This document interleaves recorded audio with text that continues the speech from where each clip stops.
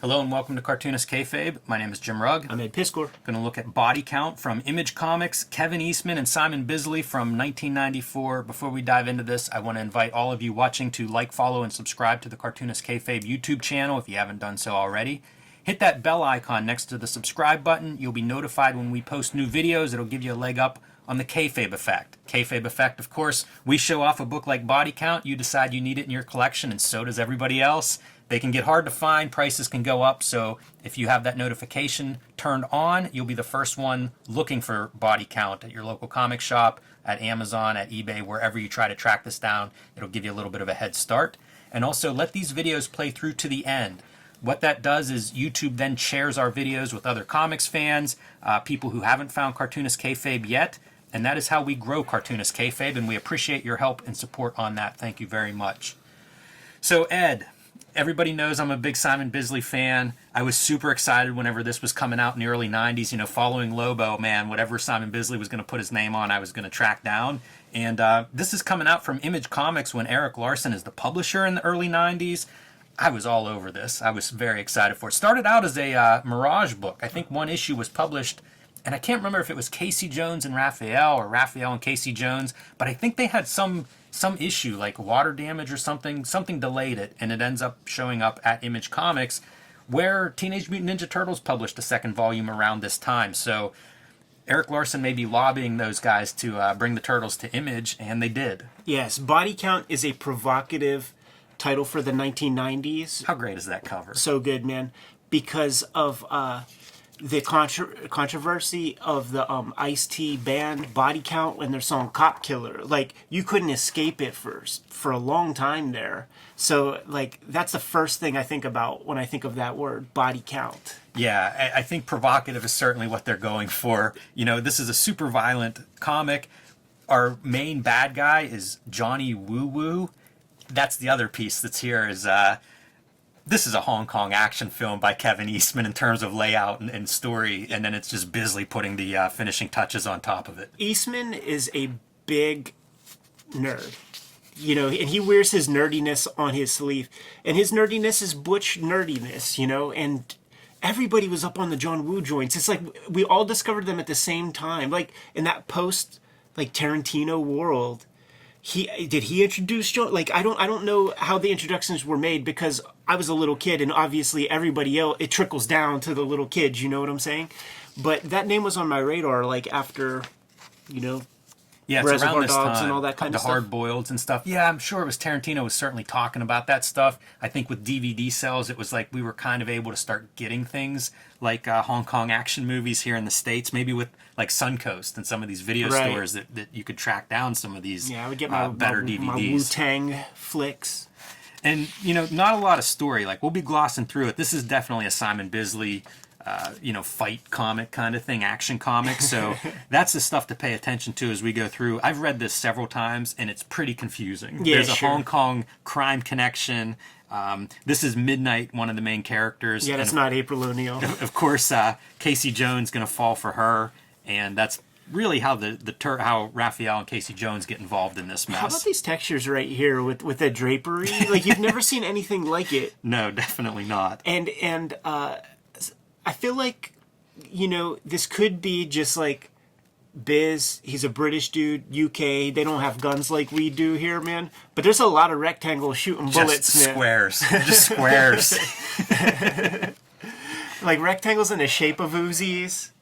There are. And man, there's like Mafia, FBI, and then like the Hitman's armies. Just Body Count's the right title for this. Yeah, for sure. I thought it'd be a fun gimmick to count how many people die, and like I lose track very early on. Many of these goons have similar qualities to one another, so hard to keep track of the body count throughout this thing. But here's our big heavy bad guy, the Johnny Woo Woo I mentioned earlier, and it's Bisley just draws with an attitude that really nobody else brings. Even the Bisley knockoffs don't bring the attitude part that he has in his drawing.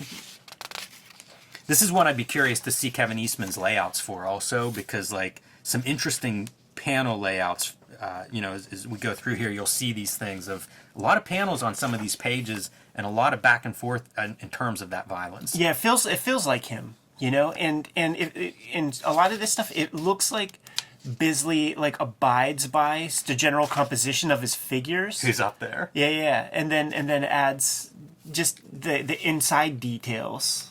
I am so delighted by Bisley doing a turtle. Oh yeah, It's so outrageous. We're gonna see him in jeans later in this oh, series. and several It's ridiculous. several pieces of disguise. Look, you've never seen cooler size. No, man, those things look punishing. That is not Elektra using those. Veiny muscles everywhere. It's just ridiculous, man. It's so over the top. And like whenever I hear Bisley's doing a Turtles comic, like this is what I want. It's delivering exactly what I'm looking for. And these are some of those layouts I'm talking about. I mean, we've seen a lot of Kevin Eastman layouts. I bet you this is pretty close to his layouts. Absolutely. Yeah, like he would get into these like super tiny panels, getting a lot of choreography on the page, a lot of landscape, skinny landscape panels. Like it's a Kevin Eastman comic for sure. And I mean, again, just that veiny musculature, half in shadows, looking menacing. It's really cool interpretation of these turtles. Not that far out of line of like the original black and white violent Teenage Mutant Ninja Turtles. It's a different style, but it's that kind of attitude. Yeah, in a way, like I'm going back and reading that stuff. Like I'm reading that first big phone book where it's like almost a complete Eastman Laird. Bone published at this time. This is when things are just tough. Yeah. In terms of 1996 on sale date. So I said 94, but I guess Look at that on the back there, dude. Jim Lee's TMNT. Yes. If you want a contrast of the attitude I'm talking about, here's Raphael, Jim Lee style. There's your Bisley, Raphael. It's ridiculous. Like Mirage was dwindling down. Maybe City at War is done. You know, maybe Mirage is no longer putting out Turtle comics. Love these painted covers too on all of these things. It's a nice art package from Bisley throughout this series. And Steve Levine on your letters and colors, which was a longtime Mirage guy. It's kind of neat to see him showing up, and you know, early digital color possibly for him. You know what what I was getting at was Eastman and Laird really is like, you know, greater than the sum of the parts kind That's of stuff. Amazing face. So like when Eastman's left alone to his devices, there is a tone, and same with Peter Laird. Like whatever they brought together really is the magic. Yeah. Because this does not have the magic. Like if Bodycount was the first thing that was done in 1984, there would be no phenomenon. I think you're right. There would be no phenomenon at all. And here's your turtle in disguise. Like wearing pants. Like this comic is a trifle. It's a trifle. It's just a jerk off. Like here's the thing. Like Bisley is attractive. He has patrons, man. And Kevin Eastman is one of his biggest patrons. Glenn Danzig is one of his biggest patrons. Eric Larson sings his praises in the letters column. Larson is the guy answering letters and talking about Bisley's, his drawing ability. Last time I was at Meltdown Comics in LA, shouts to Gaston out there, he told me the story where he introduced Kanye West to Bisley. And whenever Kanye is like on tour in the UK, like he brings the whole tour bus to Simon Bisley's crib and just hangs out with him while he's drawing. Man, I want to go to Simon Bisley's crib and hang out. You know, he like Gaston really did say his castle, and like I don't know exactly what that means, but if your patrons are Kevin Eastman and Glenn Danzig, like you're getting good money for album covers and stuff. Turtles in disguise. Yeah, dude.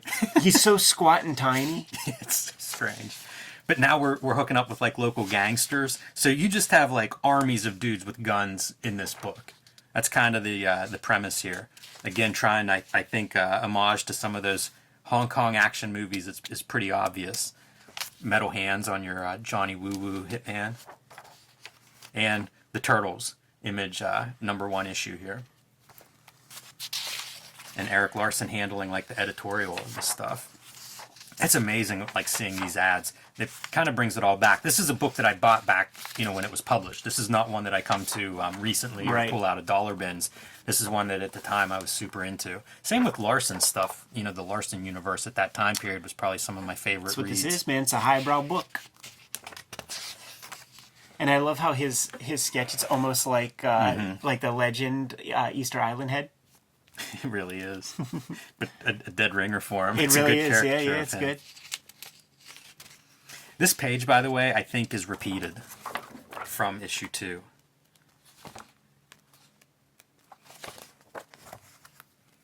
our last page of our book, first page of our book. Continue next issue. Everybody's just bleeding all the time. You know what that might be indicative of? In the corner box, like, let's look at the dates and see if, like, issue 3 comes out, like, way later than issue 2. What's it say, March? May. April, May. Issue 1 it was a February date. Not bad. No. Not bad. They're all... Yeah.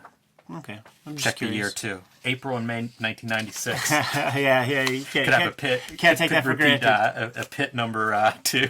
Can't take that for granted. It's such a ridiculous version of the Turtles. Yeah. And there's your tight jeans. Yeesh. That's amazing. That's the shell is completely out of those jeans. I like the way he draws the shell, particularly in profile. Yeah, we'll get a couple of shots of those going forward. And you're badass rolling in with the guns, face and shadow. I mean, this is also Image 101. Yeah. It's filtered through a guy who's coming out of like 2000 AD sensibilities, so taking the piss out of it, but also like leaning into those kinds of I don't even know what kind of tropes those are. It's, I guess, tough guy, but they're the silliest of tough guys. Just proving my point, Turn page, see all of the mafia leaders and the extras. Jason walking around in this little restaurant, and Raphael totally undercover, blending right in. Yeah, I get the sense that the penciling that's done, like maybe it's just ink right over the layouts. I betcha. Yeah, that would make total sense to me. By the way, they're coming to Pittsburgh for this big showdown, the big shootout that we're going to see here at this church. We're in Pittsburgh. As a resident, You recognize this church, right, Ed? Yeah, it's in Polish Hill. We're not far from Copacetic, man. You know that one. But Cartoonist Kayfabe is brought to you by the comics that Ed Piskor and I make. So here's a rundown of what is available.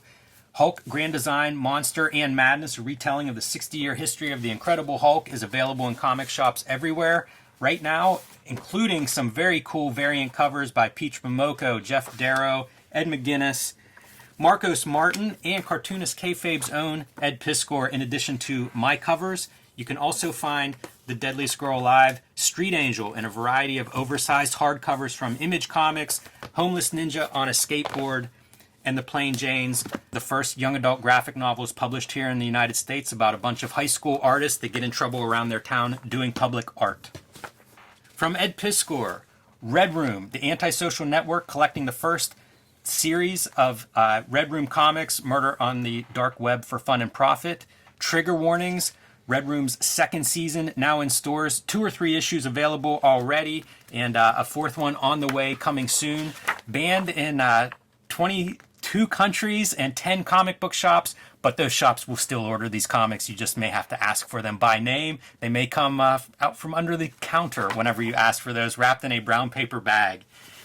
He's also the originator of the Grand Design series. There are 3 oversized, beautiful volumes of X-Men Grand Design currently available wherever books and comics are bought and sold, as well as Hip Hop Family Tree, 4 oversized volumes of this hip hop history, and available in deluxe box sets, very nice box sets, and WYSIWYG, a history of computer hacking, available wherever books and comics are sold. And now back to our regular scheduled programming. They do leave off that H, man, so it's really Pittsburgh, Kansas, except for when they show the highway sign, and it's correct with East Stroudsburg, which is extremely far away. There would never be like a East Stroudsburg and then Pittsburgh sign. Yeah, there's a scene at the end when they're like hitchhiking back to New York, and it's like 83 miles or something. It's like, where are they at? They're like in Amish country or somewhere. Yeah, Lancaster. Get yourself a Dutch apple pie on your way back to New York. How about that for grizzly kind of stuff? Yeah, people stuck in the windshields, guts ripped out, arms ripped off. It kind of makes me curious, like how this was received back in the day. This reminds me of Keith Giffen Trencher lettering no doubt. style. Like a lot of the line work in here, like I see what Keith Giffen saw when he was doing Trencher stuff and trying to like almost parody Bisley or whatever. So badass, man. Yeah, this is the stuff. Like, what I want this series for are these kind of money shots. Like, anytime you see these guys being super badass, I am on board. That American flag mask, like that's a special motif. It's a good touch. Yeah, definitely. I like this idea as 99-cent issues for these image books. Try to get people on board. Mm-hmm. Nickel bags. 2 for 5s, 2 for 5s. And then this is a classic cover. I think this has been made into a poster. Because I feel like I've seen that image in different places. It's a little bit dark on this cover, but that's a pretty classic version of a turtle. And here we are, the big payoff. Everybody is converging on this one spot.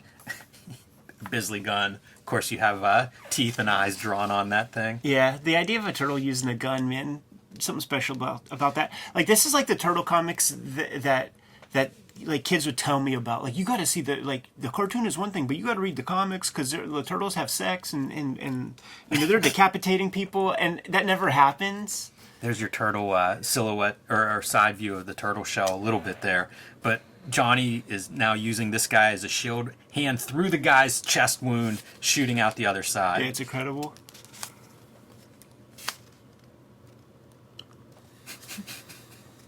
Any of these turtle close-ups, you know, Casey gets shot, so that's what we're seeing here. Raphael just mourning his buddy, man. Shot in the chest, no less.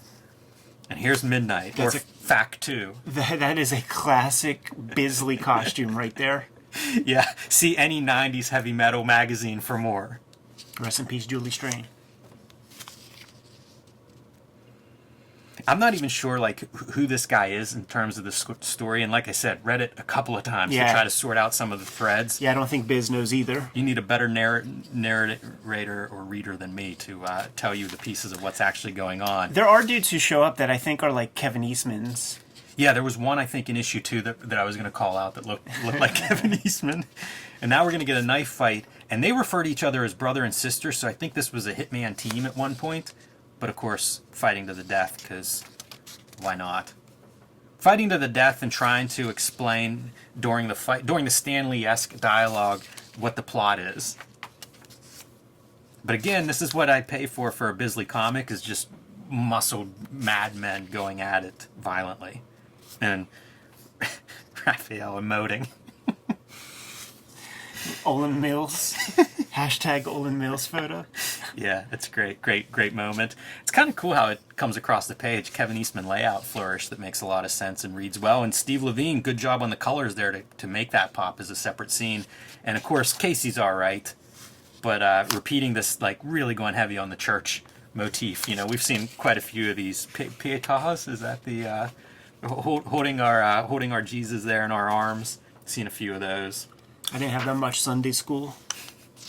I was reading Marvel cards in Sunday school, dude. I would sneak them and just read about the battle between Thing and Hulk. That's a Bisley flourish. Yes. What the heck? Yeah. That also. Yeah, this whole page to me feels like Deadline magazine, Jamie Hewlett. There's a lot 2000 here. AD. There's a lot of those sensibilities at play here. And then, like, I like this kind of stuff that just feels like the cartoony, you know, like those figures are so cartoony. They feel like margin doodles on those. Right. That was the stuff, you know, we say it a lot, like some of these artists from that 90s era, from our childhood, where it's like you feel like you could do some of that. You know, like this feels so off model that it's like, oh yeah, I can work in my sketchbook and kind of come up with some of this stuff. And here we go, 85 miles from New York City in the Bronx. What city are you in? Where is this? Yeah, the geography doesn't totally add up, but I'm not going to complain too much about that. He ain't from around here. That's right. And you get all your Eric Larson ads. Distant Soil, Body Bags. Yeah, Jason Pearson, who had done the Savage Dragon. Was it Blood and Guts? Yeah, see the video. Yeah, we cover that, so pretty interesting artist, too, at this time working. And can't escape those figures, man. Around the time of the Savage Dragon cartoon, I believe. It makes you really love the McFarlane toys, because McFarlane toys made other action figures just feel obsolete, real weak and retro. Yeah, and the shame of it is, like, the McFarlane toys have been out for a bit at this point, so, like, you're comparing against those. It's not like, oh, we're all going to start a toy company. It was like, no, McFarlane, he beat you at that. Yeah. As soon as you see this ad, you realize he won that one. Yes, for sure, man. Great spread. We've been meaning to look at this for a long time. Glad we can check this one off the list, man, for 2022, Jimmy. Yeah, I'm excited by it. Like I say, a Bisley fan, and going through it makes me think like Trencher might be a future dream comic for me to cover on here. I see that pop up now and then in comments, and that's another one of those kind of from this era, about this time. So. Those vids will do great. I mean, I think that's in 1992, or I think it's earlier. Oh, yeah. Because I remember getting it in my little 10 for $1 bags of Billy Waltz, man. It's another one that I think is drawn straight to ink. Not surprised. yeah, we do those, like those satellite 1992-93 books, Tribe. I think like how many copies of that are out there? Like that's true. People are gonna be curious what we have to say about that inside front cover of Tribe. Good to go? I am. Kayfabers, like, follow, subscribe to the YouTube channel, hit the bell. We'll notify you when new vids are available. What's out there, Jimmy? Hulk Grand Design Monster and Hulk Grand Design Madness are in comic shops now. Perfect for the longtime Hulk reader or a brand new comics fan coming to the Hulk, because it retells his 60-year history through my eyes and hands. And also join me on patreon.com/JimRugg. Red Room trigger warnings. Issue 1, 2, and potentially 3 are on the shelves right now as we speak. Murder on the Dark Web for Fun and Profit is the name of the game in Red Room Comics. Banned in 26 countries. Banned in 10 comic shops. But they'll be able to get you your comics if you ask politely, man. Know the secret knock, all that kind of thing. You can read these comics on my Patreon today. $3 gets you the archive there. More than 200 pages of Red Room comics on the Patreon as we speak. And my link tree is where you can get to links to order, pre-order, and read the comics on the Patreon. What else do we have out there, Jimmy? Subscribe to the Cartoonist Kayfabe newsletter at the links below this video. You can also find Cartoonist Kayfabe t-shirts and merchandise at the links below this video. That's another great way to support the Cartoonist Kayfabe channel. Jimmy, given those marching orders, we'll be on our way. Read more comics.